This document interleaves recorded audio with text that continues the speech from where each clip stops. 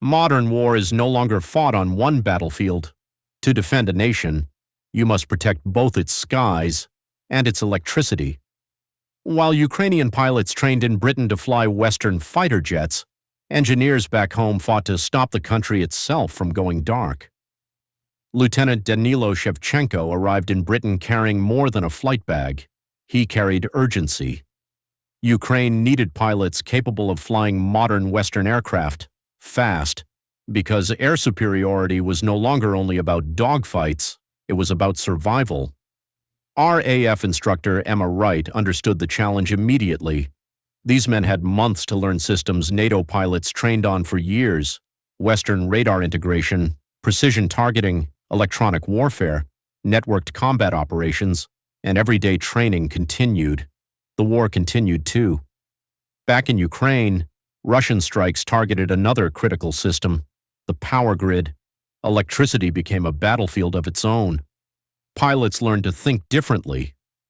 Modern NATO aircraft operate as connected systems. Pilots no longer fight alone. They fight as part of networks linked by radar, satellites, intelligence feeds, and electronic warfare systems.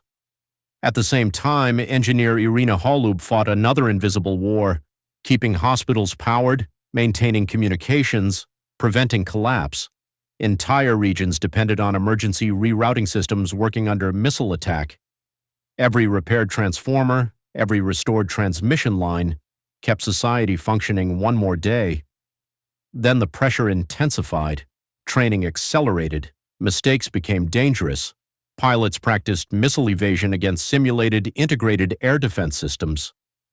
One wrong decision could mean losing aircraft worth millions, or pilots worth far more.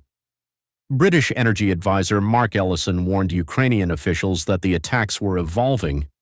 The objective was no longer temporary disruption, it was systemic exhaustion, a nation pushed beyond its limits.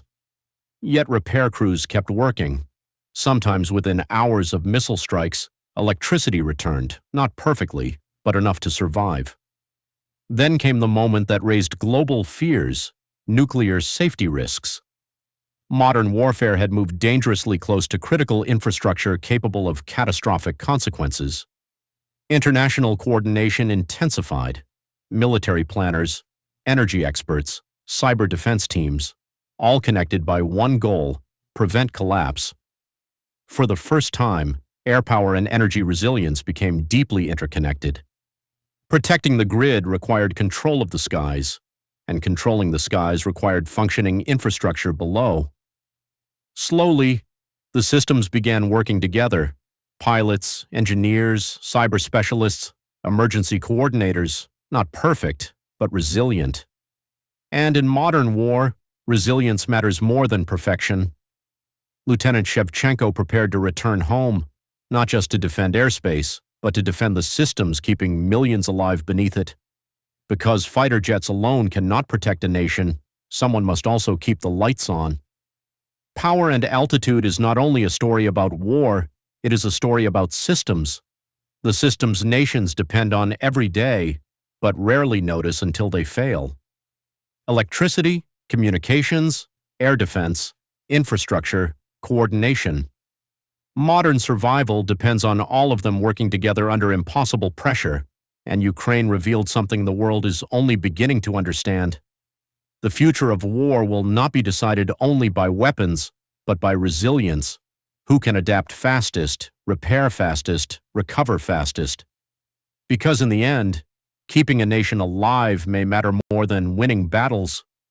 Subscribe for more cinematic documentaries exploring modern warfare, technology, infrastructure, and the future of global conflict. Because tomorrow's battlefields may already be connected to your home.